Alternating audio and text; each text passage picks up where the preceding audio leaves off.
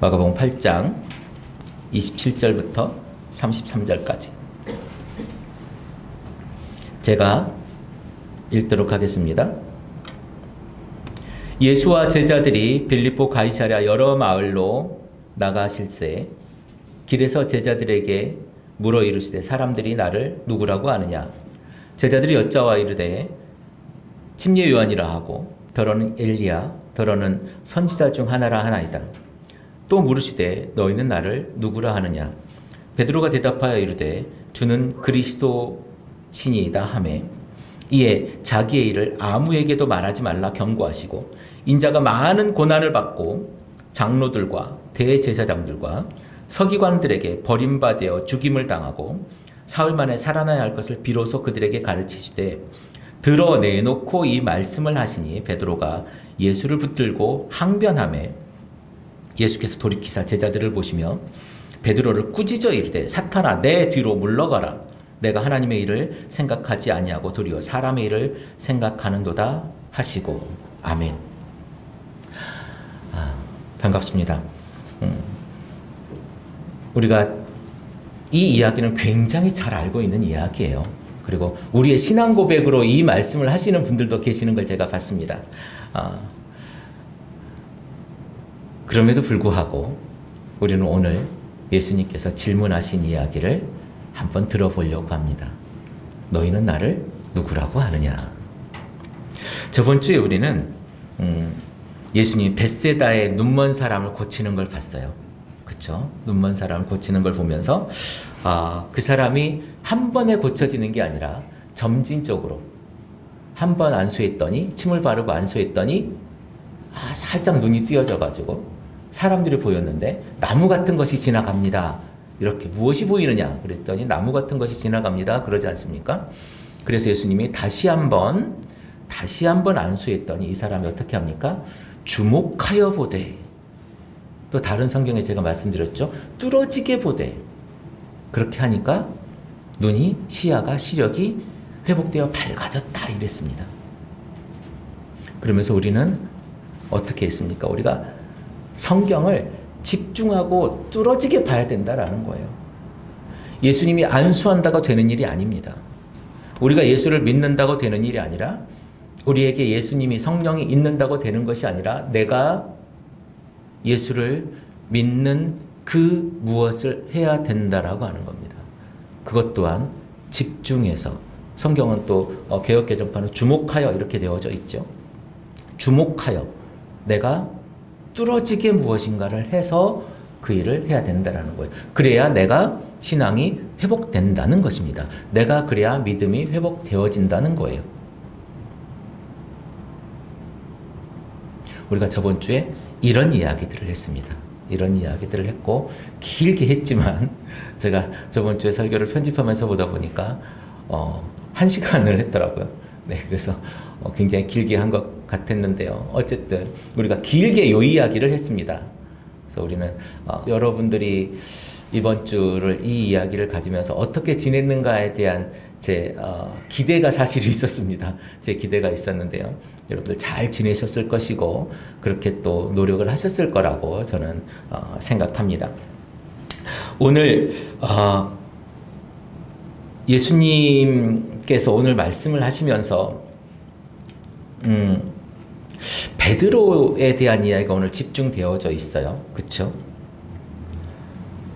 먼저는 베드로가 시인하는 것이고 또한 이 뒷단락은 이 뒤에 이제 우리가 다음 주에 하겠지만 이 뒷단락은 예수님을 믿으면 어떤 것을 얻고 어떤 것을 잃을 것인가에 대한 이야기가 있습니다. 그리고 제가 미리 예고하지만 다음 주에는 굉장히 설교가 흥미진진하지 않을까. 여러분들이 아주 궁금해하고 하는 것들이 다음 주 설교에 좀 담아져 있지 않을까라는 생각을 제가 감히 해봅니다. 그래서 다음 주 설교는 기대하셔도 되지 않을까라는 생각이고요. 저번 주 이야기와 이번 주 이야기 사실은 굉장히 많이 밀접하게 연관이 되어져 있습니다. 왜냐하면 치유 이야기, 눈을 뜬 이야기, 그리고 시력을 회복한 이야기를 통해서 베드로가 어떻게 그 무지몽매했던 사람이 예수님을 고백하게 되어졌는가에 대한 느낌으로 이렇게 확장되어져 가는 이야기이거든요. 오늘은 가이사라 빌립보의 가이사라에 예수님이 그 마을들로 나가다가 어디에서 길에서라고 하는 장면이 있습니다. 그렇죠? 어디에서입니까? 길에서이지요. 그러면 가이사라 빌립보를 우리가 잠깐 알고 넘어가야 돼요. 제가 물론 뒤에 오늘 가이사라 빌립보에 대한 그 정보를 조금 적어놨는데요. 글씨가 정신없어서 읽기가 좀 힘들 것 같으니 제가 간략하게 요약을 해드리도록 하겠습니다. 우리 성경에 이제 계속 우리가 무슨 이야기를 했습니까? 헤롯에 대한 이야기를 몇 번 했어요. 한 3번 정도 여러분과 우리가 같이 나눴던 것 같은데, 헤롯 대왕이 있습니다. 이 헤롯 대왕과 또 우리가 알고 있는 헤롯은 어떤 헤롯입니까? 그 침례 요한을 죽였던 헤롯이 있어요. 그쵸? 다른 헤롯입니다. 예수님 때 있었던 그 헤롯은 헤롯 대왕, 이 침례 요한을 죽였던 헤롯의 아버지예요. 아버지고, 이 사람은 정말 왕이었어요. 유대를 다 다스렸던 왕이거든요. 그리고 나서 이 아들들 여럿에게 이제 그 유대를 나눠서 이렇게 하게끔 해줍니다.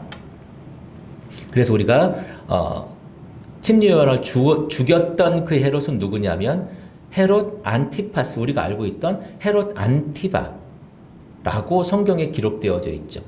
그리고 오늘 나오는 사람은 누구냐면 오늘 이 가이사라 빌립보라고 하는 곳, 빌립보라고 되어져 있는 것을 우리가 알겠지만 빌립이라고 하는 사람입니다.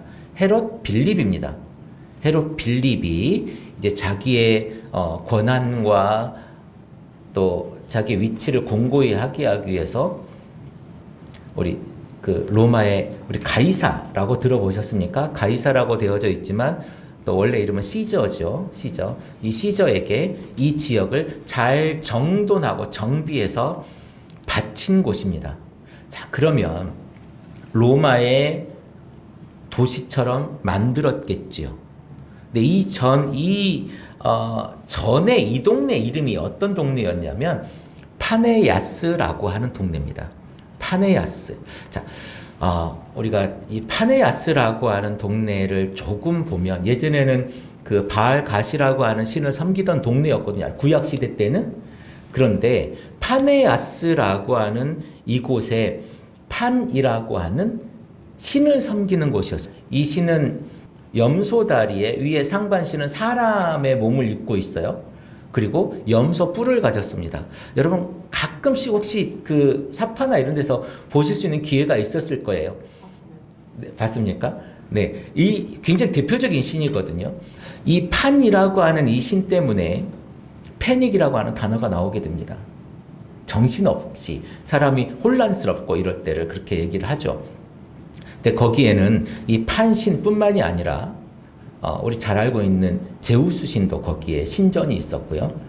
네메시스라고 하는 신의 신전, 율법의 신이죠. 이런 신들이 굉장히 많이 있었어요.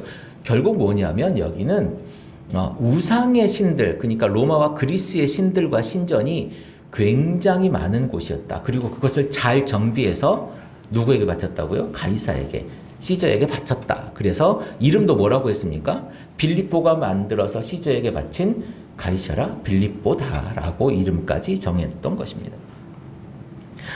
근데 이러한 곳을 여러분들이 생각을 하시고 지금 이 길 위에서를 생각해야 됩니다. 길에서를 생각하셔야 되는데 이런 우상 숭배와 우상과 잡신과 세상의 모든 이런 행운의 신과 이런 것들을 위해서 기도하고 예배드리고 거기에 제사 지내던 그 곳의 한 마을로 가는 길 위에서 예수님은 물어봅니다. 사람들은 나를 누구라고 하느냐? 자, 여러분, 이 길이라고 하는 것은요, 어떤 의미가 있냐면, 여러분, 길은 그냥 우리가 그 길이죠. 그런데 길은 나와 함께 이 길을 가겠소. 당신 나와 함께 이 길을 함께 하겠소. 우리 이렇게 가끔 질문하기도 하고 함께 무언가의 뜻에 동참한다라고 하는 것에 보통 길이라고 하는 말을 씁니다. 그렇죠? 지금 예수님의 이 함께 가는 이 길 위에서 예수님의 십자가의 길을 가는 그 길 위에서 우상의 땅에 십자가의 길을 가고자 하는 제자들과 함께 가는 그 길 위에서 물어보는 거예요. 부활의 그 예수님의 그 길을 따르는 그 사람들의 그 길 위에서 고난의 길을 가고자 하는 그 사람들과 함께하는 그 길 위에서 예수님은 질문합니다. 사람들은 나를 누구라고 하느냐? 우린 사실은 예수님을 길이요 진리요 생명이니라고 아주 관성적으로 외우지만 그 길이 어떤 길인지에 대해서는 우리는 사실 관심이 별로 없어요. 예수님이 가신 그 길에 대해서 사실 관심이 없습니다. 그저 우리가 외우고 머릿속에 있는 한 단어들일 뿐이에요. 교회 단어들, 교회에서 쓰는 말들, 교회 밖에서는요 잘 쓰지도 않는 단어들입니다. 교회 안의 단어들이에요. 우리가 정말 우리 늘 설교와 이야기를 할 때 나누는 이야기가 그거 아닙니까? 신앙이 어떻게 내 삶에서 꽃을 피울 수 있을까에 대한 고민 아니에요? 그러면 이 길에 대한 고민이 우리에게 있어야 되는 거예요. 이 길은 무슨 길일 것인가? 하나님께로 간다라고 하는 예수님의 그 길은 어떤 길일 것인가에 대한 고민이 있어야 되는 겁니다. 결국 예수님은요, 이 다음 주에 설교에 나오는 이야기이긴 하지만 자기 십자가를 지고 자기를 부인하고 나를 따르는 길이라고 이야기를 하고 있습니다. 이 길이 결코 쉬운 길은 아니에요. 왜냐하면 그때 당시에 예수님이 자기 십자가를 지라라고 했던 건 모두 다 알아먹는 이야기였거든요. 그렇다면 그 십자가가 어떤 건지 다 알고 있었다라는 거거든요. 수치스럽고 죽음의 길을 가는 그 길이라는 거거든요. 죽을 것을 각오하고 나를 따라오라라는 거예요. 여러분 지금 예수를 만난다, 예수를 믿는다, 내가 지금 교회를 다닌다, 내가 구원의 길을 가겠다라고 여러분들 지금 그 길에 들은 지 20년, 30년, 40년, 때로는 50년, 60년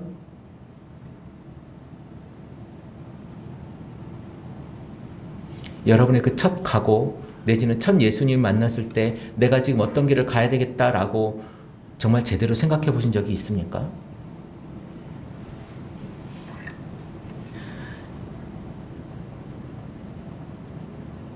예수님의 길 위에서 지금 질문하고 있는 겁니다. 내 길 위에서가 아니라 사람들의 길에서가 아니라 제자들의 길에서가 아니고 예수님의 길에서 주님은 지금 질문하고 계십니다. 사람들은 나를 누구라 하느냐? 그랬더니 제자들이 대답합니다. 어떤 사람은 침례 요한이라고 하고요. 어떤 사람은 엘리야라고도 하고 어떤 사람은 선지자 중에 한 사람이라고도 합니다. 그렇죠. 우리가 6장 14절에 보면 헤롯이 침례 요한을 죽일 때 예수님의 소문을 듣죠. 그 소문을 들으면서 침례 요한이 살아났다. 또는 엘리야가 나타났다. 선지자들 중에 한 명이 나타났다. 똑같은 과정으로 이야기하고 있어요. 그때 당시 예수에 대한 평은 그런 거였습니다. 그래서 아주 틀린 이야기는 아니에요. 예수님은 또한 자기가 고향에 가서 배척받을 때 뭐라고 했습니까? 선지자가 고향에서 환영받지 못한다. 이런 이야기를 하지 않았습니까? 그리고 사람들에게는요. 침례 요한이라고 들려졌을 수도 있을 거예요. 왜냐하면 회개하라 천국이 가까이 왔느니라 똑같은 메시지를 전하거든요. 그리고 엘리야. 여러분 예수님이 5,000명을 먹이고 4,000명을 먹이는 그 기적을 보면서 사람들은 엘리야를 떠올렸을 수도 있습니다. 엘리야가 그 기근 속에서 3년 6개월의 기근 속에서 누구를 만납니까? 사르밧 과부를 만나죠. 그러면서 야 그거 떡 해가지고 너 먹고 죽으려고 하는 거 그거 나 줘라 그러지 않습니까? 그리고 그 집에 풍성하게 기름과 먹을 것이 있었던 그 기적을 보면서 예수님의 기적이 아마 엘리야 같지 않았을까? 엘리야다, 엘리야가 살아 돌아왔다, 이런 이야기를 했을 수도 있었을 것입니다. 그런데 이 사람들은 표면만 보고, 겉모습만 보고, 겉의 이야기만 보고 예수님을 판단했습니다. 사실 침례 요한과 예수님의 연관성은요, 침례 요한은 예수님의 그 종말론적의 그 길을 알리러 온 사람입니다. 그리고 엘리야는요, 우리가 말라기서 4장 5절 6절에 보면 주의 크고 어두운 날이 이르기 전에 내가 너에게 엘리야 예언자를 보내겠다. 그가 아버지의 마음을 자녀에게로 돌이키고 그 자녀의 마음을 아버지에게 돌이킬 것이다. 돌이키지 아니하면 내가 가서 이 땅에서 저주를 내리겠다. 종말을 안내하는 사람입니다. 엘리야와 침례 요한은 그런 사람으로 성경에는 등장하고 말하고 있으나 사람들은 그것조차도 보지 못하는 거죠. 그저 똑같은 메시지를 전하고 기적을 일으키는 사람 정도로만 바라보고 있습니다. 그러면 우리는, 예수님이 이제 이 질문을 하시죠. 그러면 너희는 나를 누구라고 하느냐? 그러면 너희는 나를 누구라고 하느냐? 사실 어떻게 보면 그 사람들이 얘기했던 침례 요한이니 엘리야니 선지자 중에 한 명이니 한 개도 중요하지 않을 수도 있어요. 왜냐하면 예수님은 그 세 평이 중요한 것이 아니라 너희는 나를 누구라고 하느냐가 더 중요했을 수 있을 것이니까요. 오늘의 주제와 아주 중심 이야기는 그거 아닙니까? 너희는 나를 누구라고 하느냐?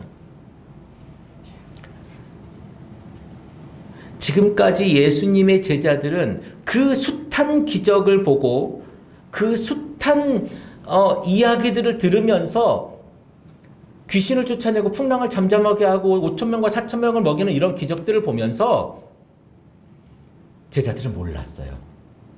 제자들은 이 사람이 누구기에? 이런 이야기를 합니다. 이 사람이 도대체 누구기에? 그런데 오늘 베드로가 이야기합니다. 당신은 그리스도이십니다. 여러분, 그리스도에 대한 이야기를 제가 저번 성경 공부할 때 한 번 한 적이 있습니다. 메시아와 그리스도가 같은 말이다. 우리는 조금 다르게 생각하시죠? 메시아는 히브리어로 유대 사람들이 가지고 있는 말로 메시아이고요. 그리스도는 어떤 겁니까? 그리스도는 헬라어, 그리스 말로 메시아를 번역하면 기름 부음을 받은 자다. 그리스도입니다. 그래서 메시아와 그리스도는 같은 말입니다. 그럼 메시아가 많았다, 적었다? 많았다. 기름 부음 받은 사람 많았으니까 왕이나 선지자나 제사장이나 이런 사람들에게 기름을 부었단 말이에요. 그럼 왕도 여럿 있었고, 뭐 우리가 익히 잘 아는 사울도 기름 부음을 받았고 다윗도 기름 부음을 받았지 않습니까? 이런 왕이나 제사장이나 이런 사람들이 많았는데 이 사람들은 어땠습니까? 사람들을 통치하고 인도하고 했던 사람입니다. 그러면 왕 중의 왕, 이스라엘 왕 중의 왕 누굽니까? 다윗 아닙니까? 다윗. 이 다윗의 가문에서 누가 태어났어요? 예수님이 태어난 거죠. 너희는 나를 누구라고 하느냐? 당신은 그리스도이십니다. 성경 원어에는 주는 이라고 표현되어 있지 않아요. 당신은 이라고 되어져 있습니다. 뭐 한글 성경에는 이제 주는 이라고 의역을 했는데 주는 그리스도이십니다. 그러면서 우리는 참 재밌는 걸 발견합니다. 예수님이 베드로에게 질문하고 베드로가 여러분 베드로가요 고백해요. 주는 그리스도이십니다 라고 이야기를 해요. 우리가 마태복음에 보면 마태복음에도 똑같은 이야기가 나오는데 굉장히 길고 디테일하게 나옵니다만은 거기에 이것을 알게 하시는 이는 성령님이고 네 이름 위에 교회를 세우겠다 이렇게 어마어마한 축복과 그 베드로에게 예수님께서 말씀하시고 칭찬하시는 걸 우리가 봅니다만은 여기에는 지금 마가복음은 살짝 좀 짧게 나왔죠. 그런데 더 당혹스러운 일이 이 다음에 일어납니다. 우리는 잘 몰라요. 우리는 그냥 휙 지나갔으니까 잘 모르겠지만 베드로가 어떻게 하냐면 예수님을 데리고 가서 예수님에게 항변했다고 그래요. 항변했다고 이야기하는데 세번역 성경에는 예수님을 꾸짖었다 이렇게 얘기해요. 예수님을 꾸짖었다. 여기에 쓰여져 있는 단어 중에 에피티멘이라고 하는 단어를 씁니다. 꾸짖다. 근데 좀 지나면 예수님이 사탄아 내 뒤로 물러가라 라고 하면서 베드로를 꾸짖죠. 여기에 쓰인 단어는 에피티메센이라고 하는 단어를 씁니다. 똑같은 단어예요. 자, 그러니까 이 이야기를 하고 나서 베드로가 예수님을 데리고 가가지고 꾸짖는 겁니다. 왜요? 왜 베드로가 요 이야기를 하고 나서 꾸짖을까요? 예수님이 나 죽을 거야 그랬습니다. 내가 죽고 나서 3일 후에 내가 부활할 거야 그랬습니다. 예수님이 죽는다고 하니까 베드로가 예수님을 어떻게 해요? 바짝 가까이 잡아당겨서 새 번역에는 베드로가 예수를 바짝 잡아당기고 이렇게 되어져 있습니다. 멱살을 잡고 바짝 잡아당겨서 예수님을 꾸짖는 거예요. 여러분 상상이 되십니까? 우리의 주님이신 예수님을, 우리의 선생님이시고 랍비이신 예수님을 내가 이제 예수님의 사역과 사명을 이제 얘기하는 거예요. 지금껏 주는 그리스도시 하나님의 아들이십니다. 주는 그리스도이십니다. 라고 하니까 야 아무데도 말하지 마. 야 밖에 나가서 얘기하지 마. 귀신들이 당신은 그리스도이십니다. 하나님의 아들이십니다. 얘기할 때 야 조용히 해. 마을로도 들어가지 마. 이렇게 했던 적이 얼마나 많습니까? 근데 오늘 예수님이 어떻게 얘기해요? 드러내놓고 제자들에게 가르치십니다. 사람들에게는 다 비밀로 하시다가 오늘 드러내놓고 누구에게만? 제자들에게만 그 비밀을 살짝 콩 이야기해주고 계신 것. 그랬더니 베드로가 예수님을 멱살을 잡고 붙잡고 뭐라고 하냐면 꾸짖는 장면이 나와요. 왜요? 왜 그랬을까요? 예수님의 사명이 마음에 안 들었을까요? 아니면 죽는다고 하니까 그랬을까요? 여러분, 사실은 이 장면은 우리가 보기엔 굉장히 불편할 수 있는 장면이긴 하지만 굉장히 자연스러운 일입니다. 왜냐하면 그때의 메시아는 절대로 죽는 메시아가 아닙니다. 무적과 강철로 무장한 승리의 메시아예요. 승리만 있는 하나님이에요. 그 하나님이 어떻게 질 수가 있습니까? 그 하나님이 어떻게 죽을 수가 있습니까? 유대적 메시아는요, 죽는 메시아가 아니에요. 유대적 기름 부은 자는요, 유대적인 그 생각에서 메시아는요, 승리만 있습니다. 우리 하나님은 강하고 승리자이신 거예요. 그런데 죽는다니요. 나는 지금 가족도 버리고 직장도 버리고 나 모든 것 버리고 당신 쫓아왔는데 아니 죽는다니요. 말이 안 되는 이야기 아닙니까? 너무 실망스럽죠. 그리고 한켠에서는 나중에 우리가 요한복음에도 나오는 이야기이긴 하지만 한 자리씩 하고자 하는 마음들이 다 있었겠지요. 그런데 지금 어떻습니까? 예수님이 내가 죽고 나서 3일 만에 부활할 거야. 3일 만에 다시 살아날 거야. 그러니까 죽는다고요? 지금 이 장면입니다.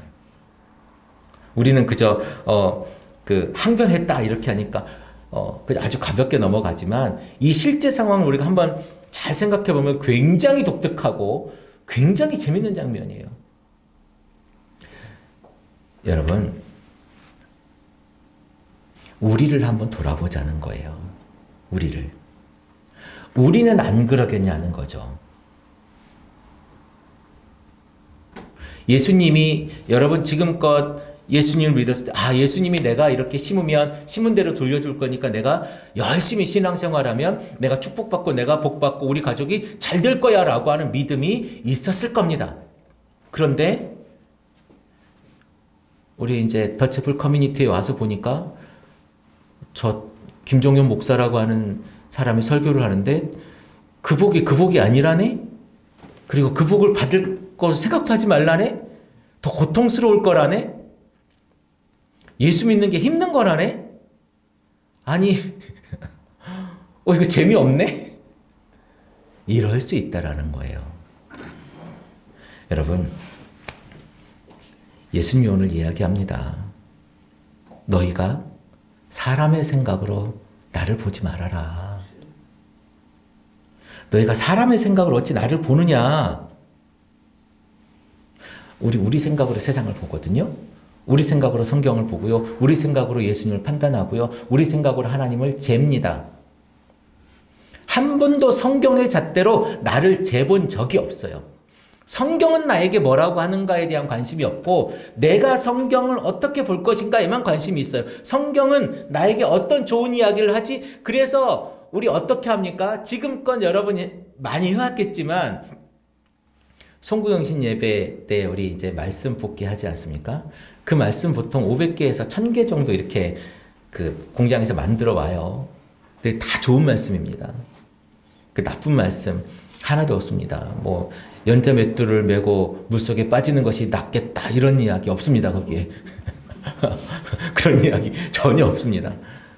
성경에 그럼 아무 구절이나 다 해가지고 무작위로 뽑아가지고 만들어야죠. 그런 얘기 없고 다 좋은 말씀, 축복의 말씀, 시온의 대로가 열릴 것이니라 뭐 이런 이야기들. 그런 이야기들이 있어요. 다 좋죠. 얼마나 행복한 이야기입니까? 우리 그거 뽑으면서 행복하게 1년을 보내는 삶을 살았습니다. 그런데 그렇게 되던가요? 그 해석대로 내가 되던가요? 물론 끼워 맞추려면 인생의 모든 걸 어떤 걸 못 끼워 맞추겠습니까? 다 끼워 맞출 수 있겠죠. 인생은 해석이니까. 그러나 그것을 나에게 맞출 것이 아니라 내가 성경의 그 잣대에 어떻게 맞춰서 살아볼 것인가를 우리는 고민해 본 적이 없다는 거예요. 그래서 우리가 우리 생각, 인간적인 생각, 내가 인간의 생각을 가지고 예수님과 성경을 대할 때 예수님은 우리에게 뭐라고 얘기하냐면 사탄아 내 뒤로 물러가라. 우리가 잠깐 인간적인 생각을 하잖아요. 잠깐 인간적인 생각을 하고 세상을 바라보고 내가 하나님을 바라보잖아요. 그러면 그 속에 사탄이 살짝 들어오는 것이 아니고 사탄이 나를 확 집어삼켜버린다는 거예요. 우리가 인지하지도 못하는 그 순간에 사탄은 나를 집어삼켜버립니다. 그리고도 우리는 사탄이 나를 지배하고 집어삼켜버리는 그 속에서도요, 좋다고 있습니다. 이게 우리가 지금까지 해왔던 신앙생활이에요.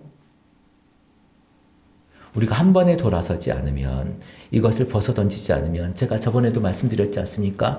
시각을 바꾸지 않으면 회개가 아니라는 거예요. 시각을 바꿔야 돼요. 내가 바라보고 있었던, 내가 바라보는 세상이 아니라 그리스도가 바라보는 세상, 하나님이 바라보는 그 세상으로 내가 바라보려고 몸을 틀어야 된다는 거예요. 근데 우리는 그것을 하지 않지요. 왜냐하면 불편하기 때문에 그래요. 오늘 베드로가 했던 것처럼 예수 양반, 그게 아니지 않소? 그거 아니잖아요 라고 이야기하는 것처럼 우리도 지금 성경에서 우리 그렇게 하지 말아라, 그거 아니다라고 자꾸 이야기하고 계속 이야기하는데 내 속에서는 뭐라고 이야기하냐면 그거 아닐 수도 있을까? 아닌가? 다른 해석도 있지 않을까? 저것 좀 불편한데? 라고 생각할 수도 있다라는 겁니다. 베드로에게 메시아는 혈과 육의 투쟁의 승리의 존재일 수 있지만 예수님은 영적 메시아로서 공중권세 잡은 자들과에서의 승리인 줄로 믿습니다. 우리 그걸 믿는 거예요. 사실 그것이 공중권세 잡은 자들하고 싸워서 예수님이 이겼다는데 내가 내 삶하고 저거하고 뭔 상관이 있지? 여러분 잘 한번 생각해 보십시오. 공중권세 사탄과 공중권세 잡은 이 사탄들과 예수님이 싸워서 이겼대요. 근데 지금 내가 먹고 사는 것과 무슨 상관이 있는지 여러분 생각해 보십시오. 그게 내가 진짜 교회에 오는 이유가 될 거거든요. 내가 예수 믿는 이유가 될 거예요. 거기에서 여러분 해답을 찾지 못하면 교회 가는 것이 아무 의미가 없습니다. 힘만 드는 일이에요. 내가 여러분이 그렇게 좋아하는 천국에 가기 위한 그 전부가 공중권세 잡은 자들을 이기는 것인 줄로 믿습니다. 그것이 없으면, 그 승리가 없으면 내가 천국이라고 하는 걸 경험할 수도 없어요. 여러분 잘 알지만 인생이 얼마나 고단합니까? 하루하루 살아가고 그걸 선택하고 내가 그것을 이겨나가는 게 얼마나 힘듭니까? 제발 나 좀 가만히 내버려도 이런 이야기가 얼마나 많이 나옵니까? 하루에도 수백 번 나오지 않습니까? 나 좀 쉬었으면 좋겠다. 오늘이 지옥 같다. 이런 느낌 가져보지 않습니까? 나에게 평안을 줄 수 있는 그 유일한 그것, 예수 그리스도가 공중권세 잡은 그 자들을 이기는 것인 줄로 믿습니다. 우리 그것을 위해서 여기 있는 거예요. 그것을 위해서 예수님이 그 사단들에게 승리를 해야 되는 겁니다. 죽음을 이겨야 되는 거예요. 우리가 그것 때문에 여기 있는 거예요. 그리고 그 예수님께서 하셨던 그 길을 한 걸음 한 걸음 따라가는 것, 그게 우리가 해야 될 일이라는 거예요.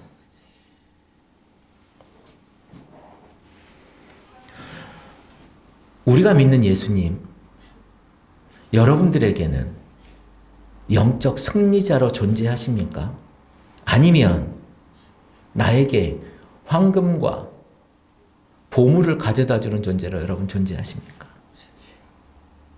여러분 절에 가보셨습니까? 절에 우리 가끔 수학여행도 가보면 절에 이렇게 배 이만큼 나와가지고 이렇게 앉아있는 사람 하나 있죠. 보셨습니까? 돌로 이렇게 보통 깎아놨는데 성물로 되어져 있는 이렇게 머리 이렇게 빡빡이로 밀어가지고 이렇게 크게 배, 그 사람 이름이 뭔 줄 알아요? 예? 달마? 그 사람 이름이 포대화상입니다. 포대화상. 네. 왜 포대화상이냐면 그 사람 포대를 들고 다녀요. 이렇게. 그래서 선물을 막 나눠주는 사람이에요. 우리로 따지면 산타크로스 같은 사람입니다.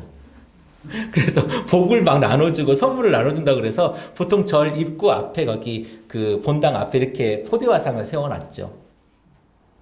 우리가 예수님을 그런 포대화상 정도로 생각하고 있지 않나. 비참한 일이에요. 우리 되게 비참한 일입니다. 뭐 이 얘기는 너무 식상한 얘기라서 제가 해도 여러분들 웃을 수 있는데요. 크리스마스가 예수의 탄생이 메인이 아니에요. 지금은 뭐 요즘에 경기도 그렇고 한 10년 정도부터 캐럴도 잘 안 울린다고는 하지만 크리스마스에 누가 주인입니까? 산타가 주인이 된 지가 오래됐습니다. 우리 아이들도 아직 어리긴 하지만 아직도 크리스마스 때 예수님의 탄생에 대한 고민과 예수님이 왜 이 세상에 왔는지에 대한 고민보다는요, 아빠가 선물을 주실까? 여기에 대한 관심이 더 많아요. 목사 아들도 그렇습니다. 세상의 모든 사람이 그래요. 주는 거 좋지요. 받는 거 행복하지요. 그런데 과연 예수님은 왜 우리에게 존재하는가? 나에게 예수님은 어떤 존재인가에 대한 고민이 없다면 그런 것이 그저 내 육신의 달콤함을 채우는 것 이상도 이하도 아니지 않겠습니까? 제가 아까 좀 전에 말씀드렸잖아요. 차라리 포대화상이 훨씬 더 즐겁습니다.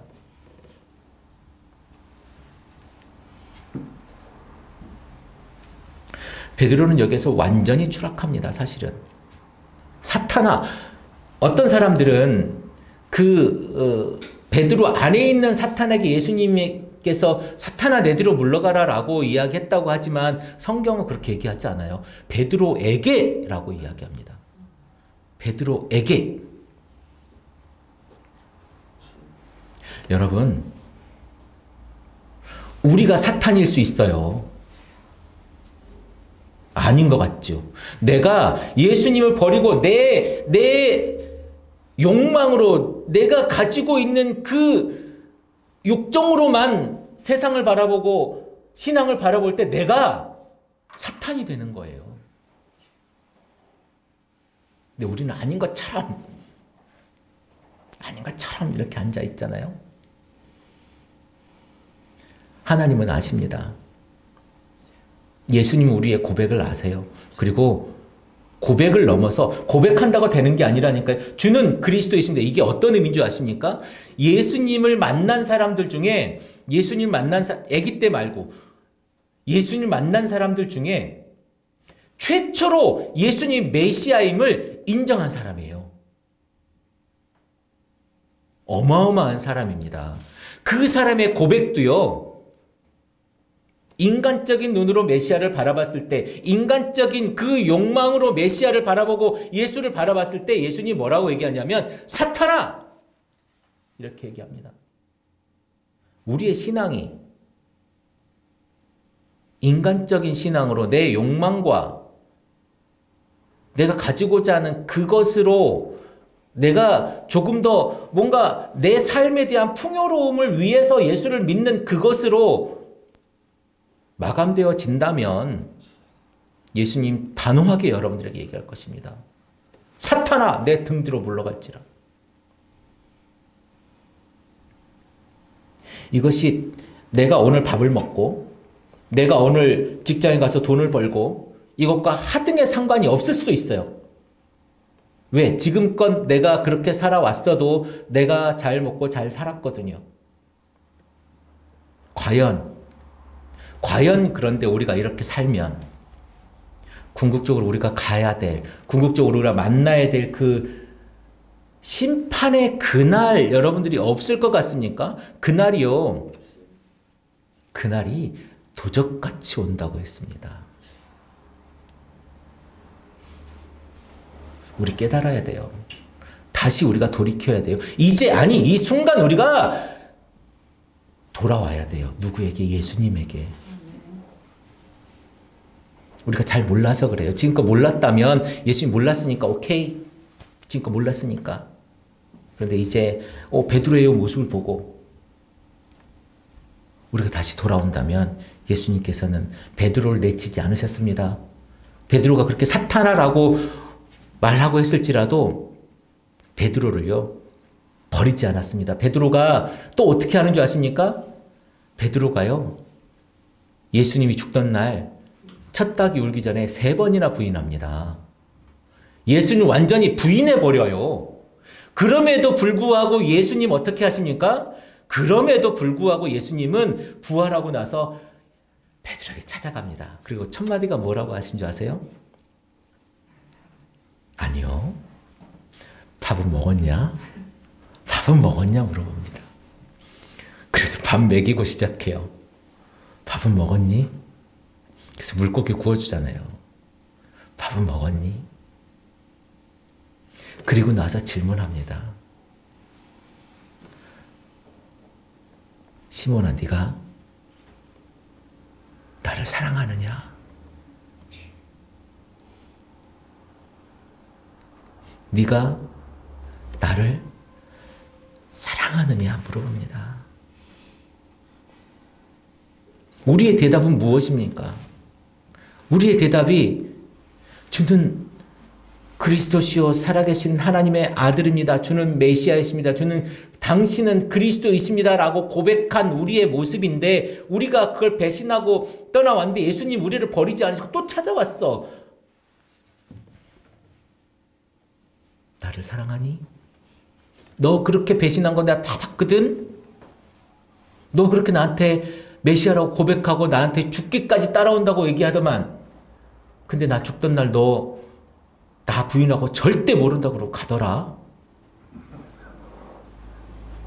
근데 물어보자. 너 나 사랑하니? 예수님 이러고 계시는 거예요. 야, 나 발가벗겨가지고 매 맞고 그 십자가에서 못 박혀 그렇게 아프게 나 그 목말라가지고 내가 목이 마르다 이렇게 소리 지르면서 그렇게 있었던 그 십자가에서 내가 너를 보고 있었는데 너 나 부인하고 가더라.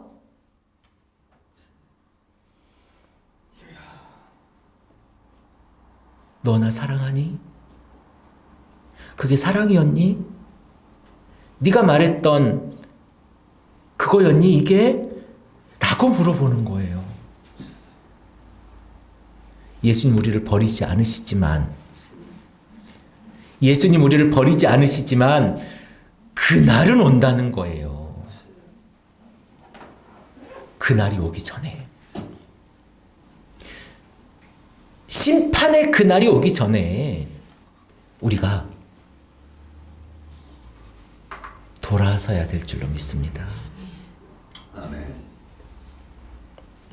예수님 우리에게 사탄아 내 뒤로 물러가라 할 때 우리가 아차 아이쿠 돌아서야 되는 거예요.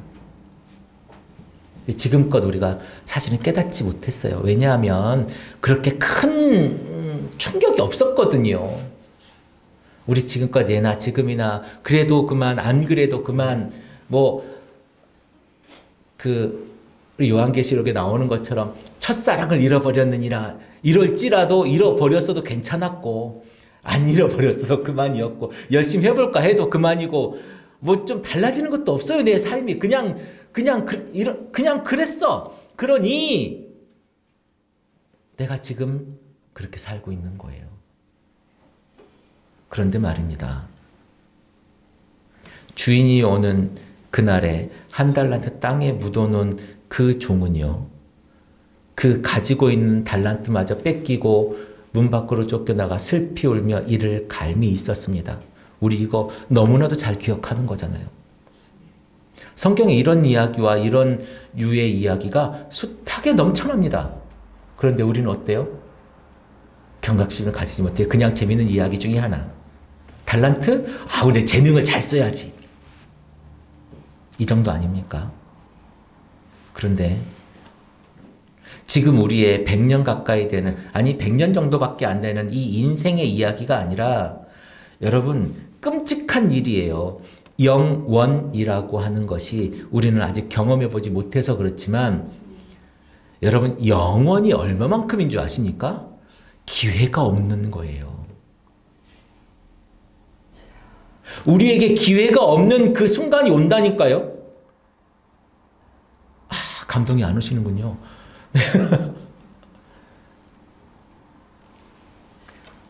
예수님께서 우리에게 돌이켜서 뭘 하라고 하냐면 내 제자가 되어서 이제 내 도구가 되라는 거예요.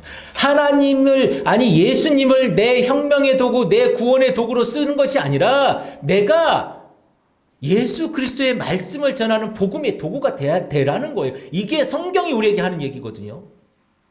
땅끝까지 내 이야기를 전해라 아닙니까? 가서 침례를 주고 가서 제자 삼고 그러라는 거 아닙니까? 우리에게 그거 하라는 거 아니에요? 우리 안 하잖아요. 사실 어찌 보면 나 혼자 살기도 버거워 힘들어요. 내가 누굴 챙겨요 지금. 나 혼자 살기도 벅찬데. 근데 그런 게 아니라는 거예요.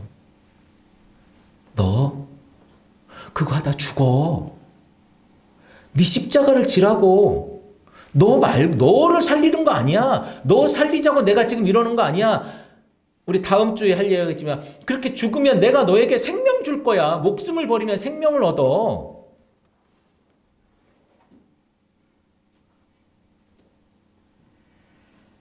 근데 우리는 지금 목숨이 아까운 거지. 그걸 버리라는 거예요. 그러면 얻는다는 거예요. 내가 내 것을 가지기 위해서 예수 그리스도를 이용하는 사람이 아니라 내가 예수님께, 아니 하나님께 영광 돌리는 자로 이용당해져야 되는 거예요. 사용되어져야 되는 거예요. 그것이 성경이 말하는 우리의 존재예요. 그래서 제가 늘 여러분들에게 시각을 바꿔야 된다라고 하는 말씀을 드리는 겁니다. 하나님이 우리를 사랑하시지만 하나님이 우리를 위해서 존재하시는 게 아니에요. 우리 착각하면 안 됩니다. 하나님은 그 스스로 완전하신 분이에요. 우리 같은 거 없어도 돼요. 여러분 소돔과 고모라 아시죠? 없애버리십니다. 여러분 노아 홍수 기억하시죠? 없애버리십니다. 다 없애버리고 다시 그 씨 하나부터 시작하는 거예요. 성경대로라면, 성경의 이야기대로라면 우리가 아담의 뿌리이기도 하지만 노아의 뿌리이거든요. 그렇지 않습니까? 여러분, 하나님 필요하시면 지금 우리 싹 쓸어버릴 수도 있습니다. 그리고 다시 시작할 수도 있어요. 그런 분이 하나님이에요. 근데 굳이 우리를 왜? 근데 아직까지 참고 기다리시고 계신다는 거예요. 아니, 우리를 사랑하시니까 기다리고 계신다는 거예요. 그때, 아니 지금 오늘 여러분들에게 너희는 나를 누구라고 하느냐? 라고 하는 질문을 할 때 우리는 이제 이걸 번복하지 않을 그 이름으로 대답해야 됩니다. 당신은 그리스도이십니다. 이 고백이 진짜여야 돼요. 예수님이 다시 찾아와가지고 너 나 진짜 사랑했니? 라고 물어보기 전에 말이죠.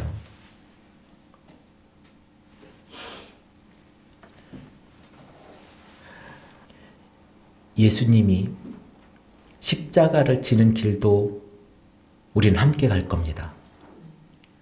예수님이 그 부활하신 그 순간에도 우리는 함께 할 겁니다. 예수님이 다시 오셔서 심판하는 그 날에도 우리는 기쁨으로 함께 할 겁니다. 그리고 우리는 그때까지 주님께 주시는 그 복음을 전하라고 하는 그 사명을 감당하며 내가 죽어갈지라도, 내가 지칠지라도, 내가 할 수 있는 그 순간까지 복음을 전하며 그 길을 갈 겁니다. 우리 더 채플 커뮤니티는요, 그것을 위해서 모인 공동체입니다. 한 사람 한 사람의 삶이 모여서 공동체가 되고, 이 삶이 모여서 무엇가 됩니까? 무엇이 되냐면 하나님의 나라가 되는 거예요. 여러분, 오늘 이 말씀이 그저 나의 하나의 신앙 고백 정도, 아, 베드로의 신앙 고백이었구나, 이것이 제 바보처럼 잘 몰랐어, 이 이야기가 아니라 내가 정말 베드로와 똑같은 사람이었구나, 베드로와 똑같은 모습을 하고 있었구나, 내가 정말 말도 너무 잘하고 믿는 사람처럼 말 잘하고 성경도 줄줄줄 외우고 어디 가도 내가 그리스도인처럼 보였지만 내 실상 내 속에 있는 건 베드로보다 못했구나.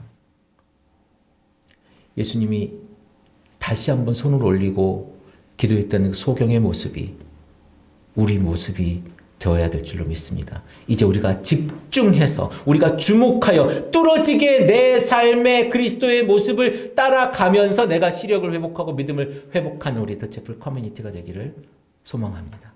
기도하겠습니다.